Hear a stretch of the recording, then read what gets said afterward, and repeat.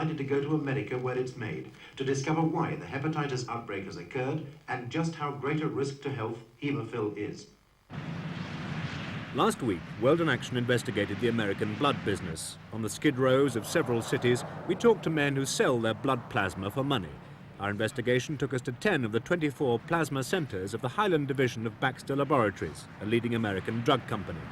We found that Highland's paid donors included many alcoholics and down-and-outs. Paid donors are from 6 to 13 times more of a health hazard than British volunteer blood donors. Because of their lifestyle, many carry a high risk of passing on hepatitis, a serious liver disease. Blood plasma from men like these is being used in Britain in this Highland product, Hemofil, a concentrated form of factor VIII. Factor VIII is the clotting agent in the blood. Neil Robinson suffers from Hemophilia, a rare, incurable blood disorder. His blood won't clot naturally because it lacks factor VIII. To stop internal bleeding and crippling, Haemophiliacs can be treated with a British factor VIII product called cryoprecipitate, but this may mean a hospital visit. More conveniently, they can treat themselves at home with a special concentrated factor VIII product like the American Hemofil. Many prefer this, it's easier and treats bleeding without delay. Britain does produce some factor VIII concentrate, but most is imported and comes from paid donors. In the last 18 months, imported Hemofil has been linked with an unprecedented outbreak of hepatitis among Britain's 3,000 Haemophiliacs. Tonight, World in Action investigates why Britain has had to import high-risk concentrates and how much it has cost. First, we went back to Newcastle to the families in last week's film. All three attend a Haemophilia centre at this hospital where the doctor in charge treats many of his patients with Hemofil. One, Keith Proud, caught hepatitis while using Hemofil. Had he been put off? The only time that I felt that I was wondering about whether it was worth it was when I was vomiting really badly. But 2 days later, I had a bleeding in my elbow.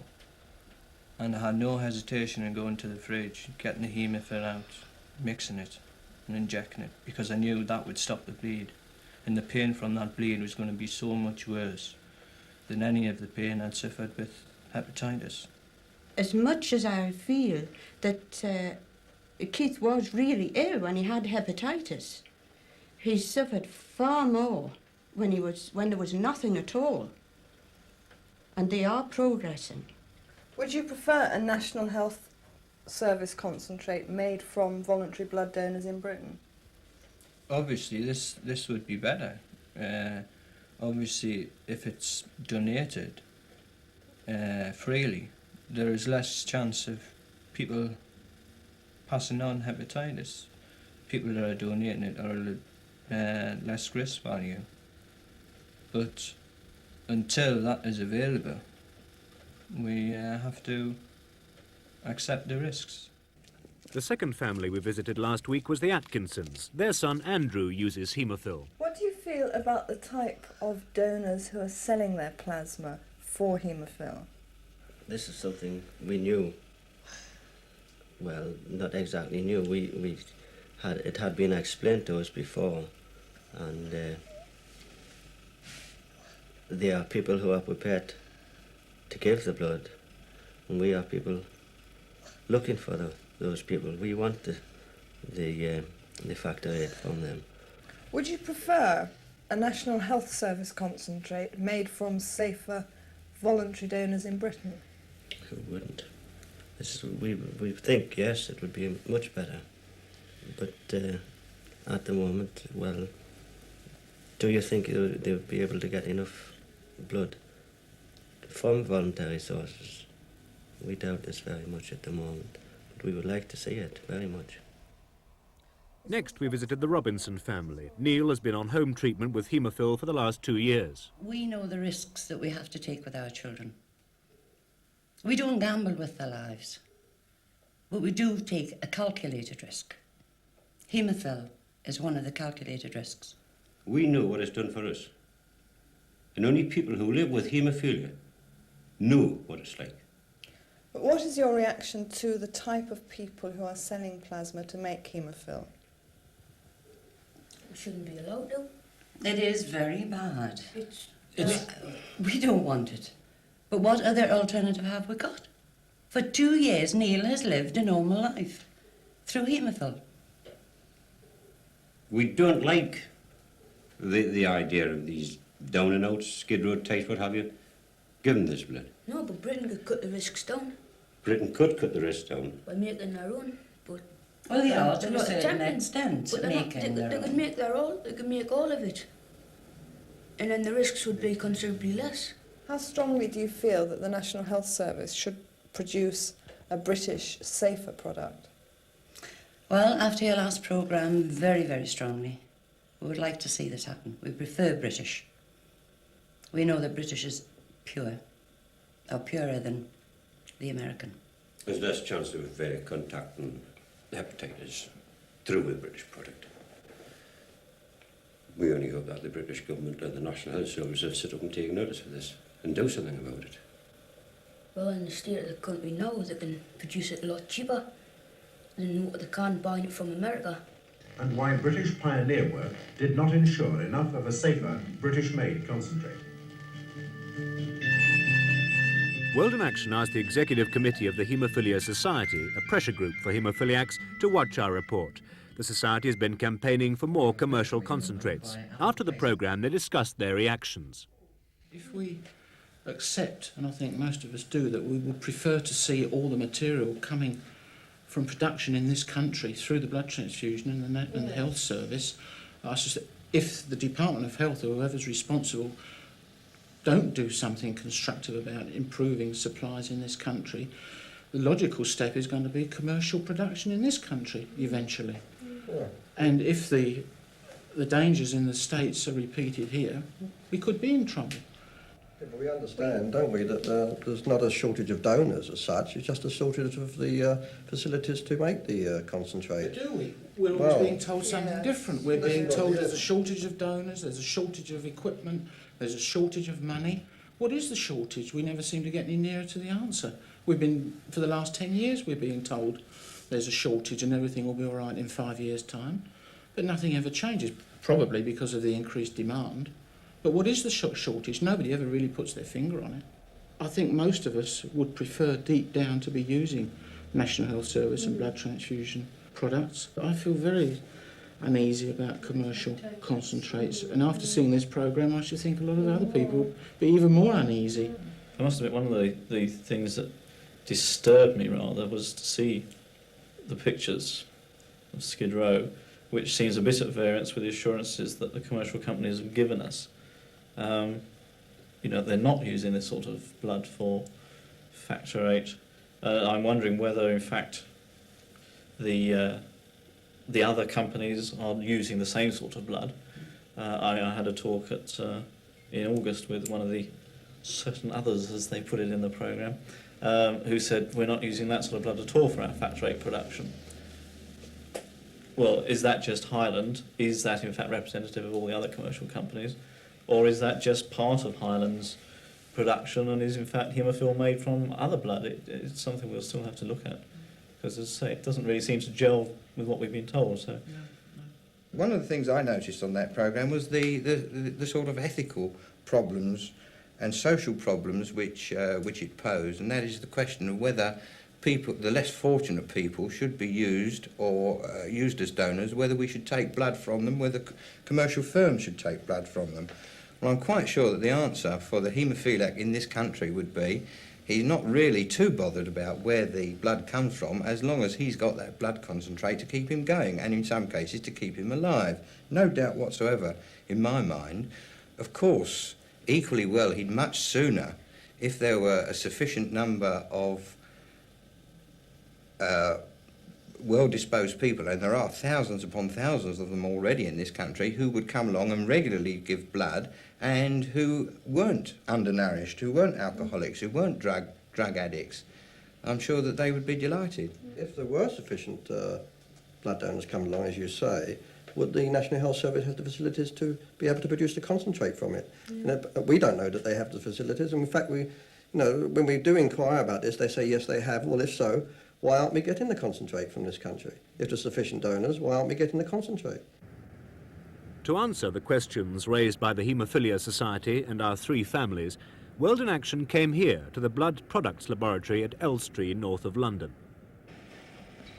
England's small amount of home-produced Factor VIII concentrate is made here and at a smaller plant in Oxford from the plasma of volunteer blood donors. The day-long process takes place 3 times a week. It was decided to build this plant in the mid-1960s, but the completion was delayed by administrative changes, building hold-ups, and disagreements among doctors about whether concentrates were the best way to treat haemophiliacs. The plant was finally ready in the early 1970s, but by then, because of the popularity of home treatment, the amount it needed to produce had shot up to 10 times the original estimate. To fill the gap, England imported commercial concentrates.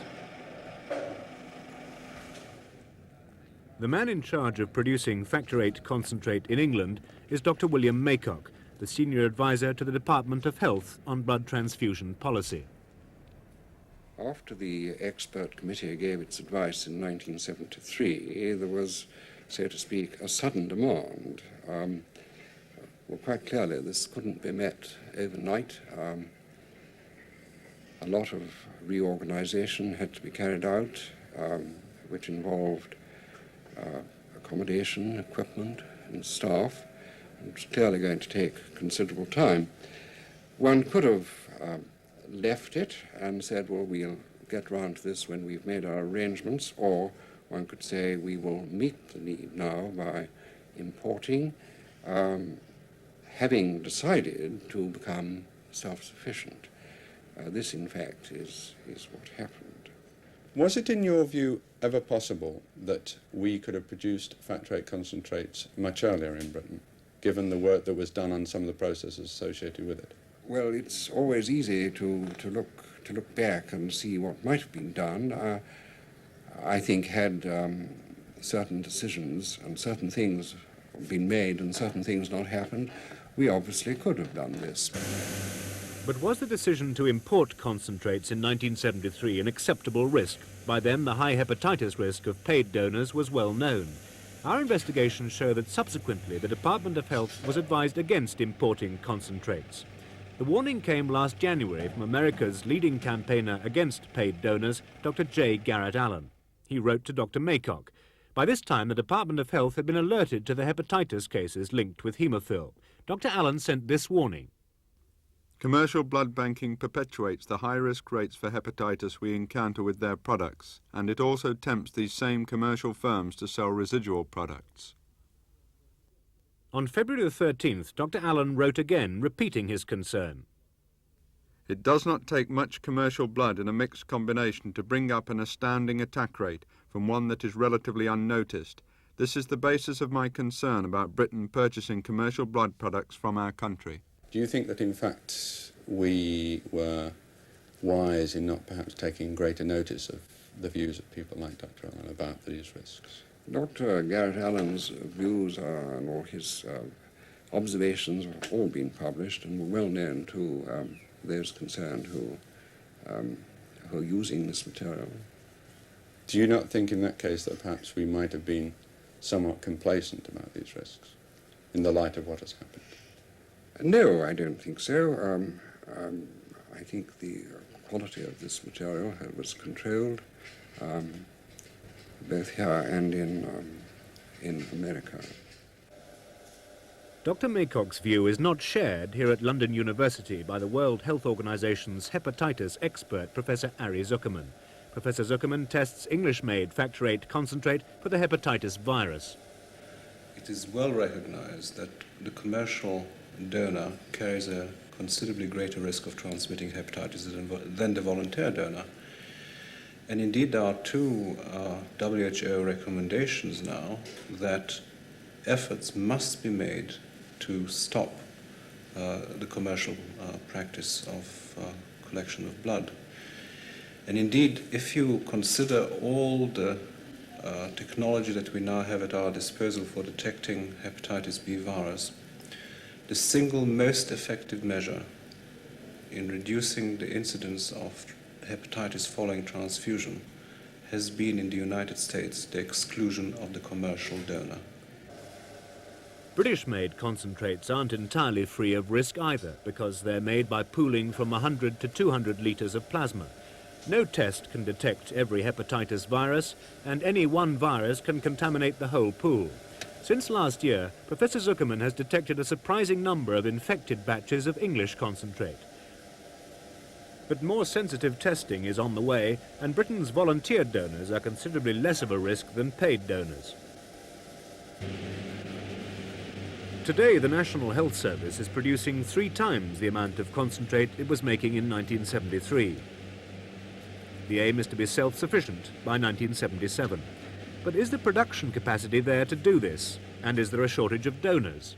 No, in the sense that once the organization has been made to prepare the plasma, sufficient will be available. But as I said a little earlier, this is a concerted plan which is now being fulfilled, and we hope to reach our target in mid-1977. In other words, there is no lack of capacity or lack of donors to give plasma for making these products? Oh no, I don't think so at all. There's certainly no lack of donors. Factor VIII concentrate is also made here in Edinburgh at this new £2 million plant. Scotland has never needed to import concentrates. This plant is designed to produce Factor VIII concentrate for England as well as Scotland, but so far no plasma has been sent here for processing from England. The scientific director of the Scottish Blood Transfusion Association, John Watt. We should be able, at the capacity, to more than produce the need of all plasma fractions for Scotland, certainly by the spring of next year. After that, it will depend on the policy arrangements which have to be made between the Scottish Health Service and the National Health Service, the Department of Health and Social Security. But if plasma was made available from England and Wales now, could you actually produce more Factor VIII concentrate than you're doing? Yes. Would that, how much more would you be able to produce? We could go to our capacity of 1,000 litres per week. And would that in fact supply the demands of all of the haemophiliacs in Britain? No. What sort of proportion would it supply? It's a difficult question to answer. It would probably be around half, or a little more than half perhaps. English plasma could be processed in Scotland now, but only if present policy is reversed. This rules that Edinburgh will not be used until Elstree reaches maximum output in 1977. More Factor VIII concentrate could be made in Britain immediately if plasma could be provided faster. But because it was not considered a priority, English health authorities failed to plan for this. So the Blood Transfusion Service had no money to provide sufficient equipment or staff to collect the extra plasma required. To overcome the problem, last January, Government Minister Dr. David Owen allocated £500,000 to speed up plasma collection. We asked him how long it would take before Britain could stop being dependent on imported concentrates. Well, it can only be as fast as buildings can be set up and equipment purchased. When I made the decision now, some time ago, it was thought that it would take us 3 years. We brought it down to 2 years, and maybe we can improve even on that. We've already got 30% of supply now coming from the National Blood Transfusion Service. Do you yourself accept that paid donors, either in America or in other countries, are a greater health risk than volunteer British donors? Yes, I think all the evidence shows that this is the case, because they have a commercial interest in not disqualifying themselves, and some of the questions that they're asked, have you had jaundice, things like this, would in fact disqualify you from having a transfusion, and therefore you don't get paid. And that's one of the reasons why the donor source is an unreliable one under a commercial system. Do you think that it is acceptable, given that most experts agree that you can't detect more than a third of the virus that's present, that you should use a product of this nature? Well, we'll never be absolutely certain, even when we produce it ourselves. So there's always some risk. There's a risk from any form of using blood from donors. But you have to balance the risk. At the moment in this country, we have not got full production facilities for our own. I would much prefer it, and the sooner we've got our own, the better. As soon as we've got our own, and we're self-sufficient, then comes the question of whether it is reasonable to any longer rely on provision from other countries. And I think that raises some profoundly important moral issues, as well as the whole question of whether you're satisfied with their standards of safety. Imported concentrates are expensive. Each unit costs the British taxpayer 12p. One dose like this costs about £32. We buy from two American manufacturers, Baxter and Abbott. Both companies sell Factor VIII concentrate much cheaper in America. 3 leading American hospitals told us they paid only 4p to 6.5p per unit, compared with 12p in Britain. Baxter said the difference was because the only plasma product it sold in Britain was Factor VIII. Abbott denied that the prices we quoted were correct. The hospitals, however, confirmed them. World in Action revealed this large price difference to the Minister of State, Dr. David Owen. Well, I think that's a quite disturbing fact that we're paying more than we pay in the United States, and I'd like to look into this. This is one of the things that has emerged. There are, of course, extra costs. It's not unusual. Our own drugs in this country are sold abroad in foreign countries at a higher cost, transport costs and everything like that.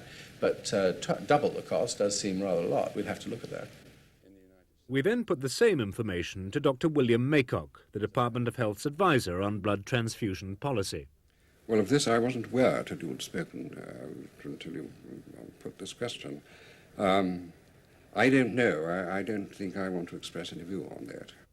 Making concentrates ourselves could save £500,000 a year. The exact cost is uncertain, but one estimate is as low as 3p per unit. John Watt confirms the saving. Yes, it should be. It should be very much cheaper.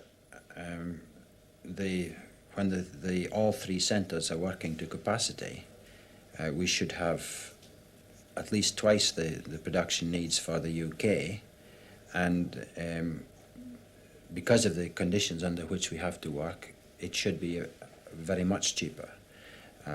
It would be difficult to ascribe finite costs at the moment, but I would have thought that we should be able to produce at about 1/3 to 1/2 of the commercial cost. If we're not producing at less than half, I would suggest it's time we looked very closely at our methodology. In the last 2 years that we've been importing these concentrates, it's probably cost the National Health Service something close to £1 million. Right.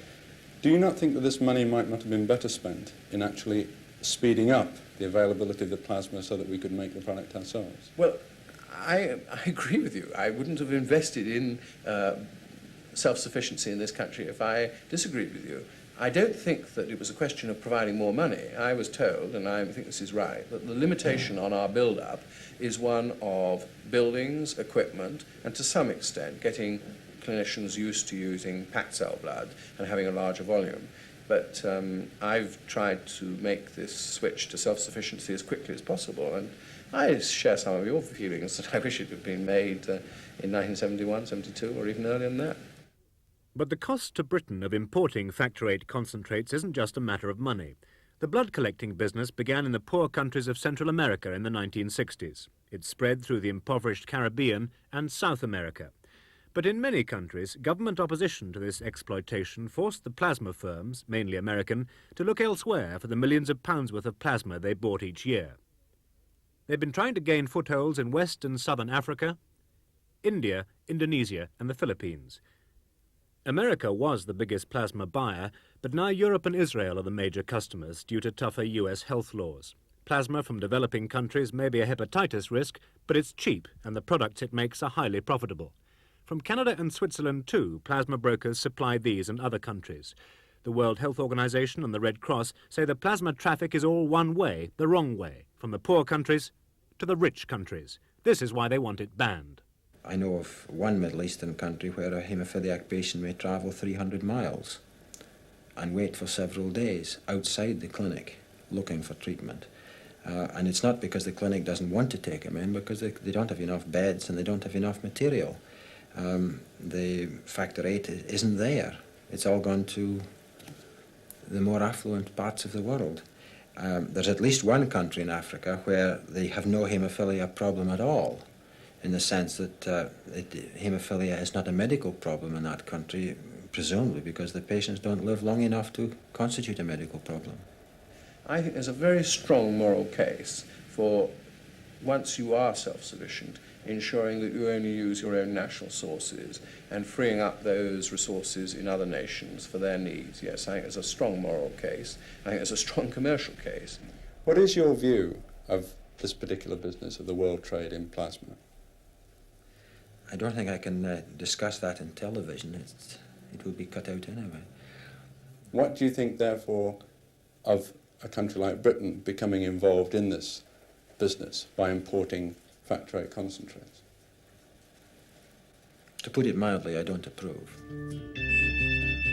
As a direct result of our investigation, the British government is asking US health authorities to re-examine their controls on plasma centres.